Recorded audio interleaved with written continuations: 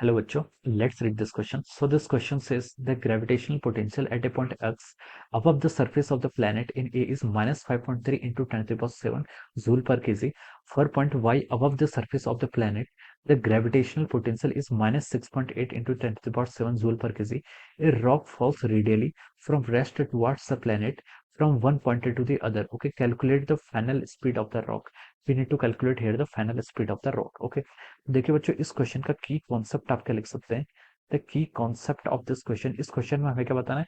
इस क्वेश्चन में हमें रॉक की स्पीड बतानी है। ओके, एक रॉक है, हमने रॉक को क्या किया, फॉल किया फ्रॉम द टू पॉइंट, दो पॉइंट के बीच में, इन दोनों के पॉइंट का हमें ग्रेविटेशनल पोटेंशियल का क्वेश्चन में गिवन है। ओके, अब देखिए बच्चों, हमें यहाँ पर final speed of the rock हमें कैलकुलेट करके बतानी है। ओके, अब देखिए, अगर आपके पास दो पॉइंट है जिन पर आपको ग्रेविटेशनल पोटेंशियल गिवन है, ओके, आप यहाँ से क्या निकाल सकते हैं? ग्रेविटेशनल पोटेंशियल एनर्जी निकाल सकते हैं। And from the work energy theorem, देखिए ग्रेविटेशनल फोर्स क्या कंजर्वेटिव फोर्स है, तो हम बोल सकते हैं जो यहाँ पर आपकी वर्क एनर्जी थ्योरम से आपकी टोटल मैकेनिकल एनर्जी कंजर्वेशन को यूज करेंगे, और आपकी जितनी डिक्रीज इन पोटेंशियल एनर्जी होगी वो किसके इक्वल होगी? आपकी चेंज इन काइनेटिक एनर्जी के आपके इक्वल हो जाएगी। ओके, तो इस क्वेश्चन का की कॉन्सेप्ट हम क्या लिख सकते हैं? आपका gravitational potential energy, gravitational. Okay, the key concept of this question is gravitational potential energy. Okay, gravitational potential energy इस क्वेश्चन का आपका की कॉन्सेप्ट हो जाएगा। तो चलिए बच्चों, अब हम इस क्वेश्चन को आगे फर्दर प्रोसीड करते हैं। ग्रेविटेशनल पोटेंशियल एनर्जी को हम कैसे डिफाइन करेंगे? ग्रेविटेशनल पोटेंशियल एनर्जी देखिए आपकी, हम इसको डिफाइन करेंगे यू से डिफाइन करते हैं। It is equal to minus G M M divided by R. Okay, this is the gravitational potential energy.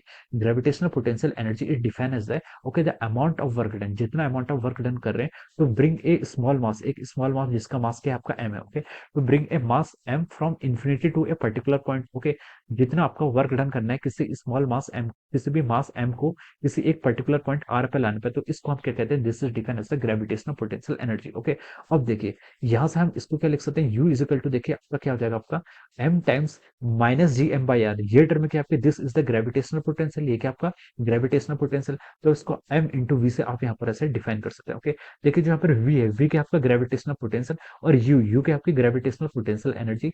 This both are the different things, ये क्या आपके दोनों के डिफरेंट थिंग है। ओके, यू की आपकी एनर्जी है और वी की आपका पोटेंशियल है। ओके, अब देखिए वर्क एनर्जी थ्योरम से ये हम ये बोल सकते हैं कि जो आपकी एनर्जी है, जो आपकी क्या ग्रेविटेशनल पोटेंशियल एनर्जी है, ये किसके इक्वल होगी? It should be equal to the change in kinetic energy.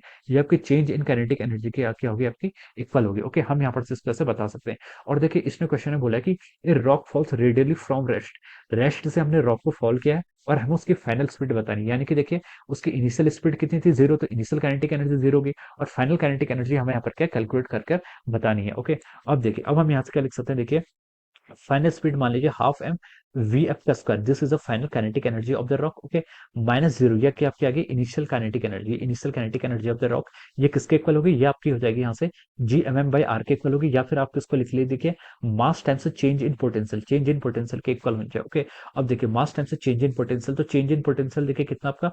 Minus 5.3 into 10 to the power 7। Okay, ये आपका क्या होगा? यू पोटेंशियल हो गया माइनस, माइनस ऑफ कितना आपका? Minus of over 6.8 into 10 to the power 7 joule per kg. Okay, ये आपका चेंज इन पोटेंशियल यहाँ से हमने कैलकुलेट कर लिया। यहाँ से हम लिख सकते हैं, देखिए एम एफ वी का square by two is equal to over M times, इन दोनों को अगर हम कैलकुलेट करेंगे तो ये हो जाएगा, देखिए प्लस 6.8 माइनस 5.3, ये हो जाएगा आपका 1.5 के इक्वल हो जाएगा। Yes, 1.5 into 10 to the power 7 के इक्वल हो जाएगा।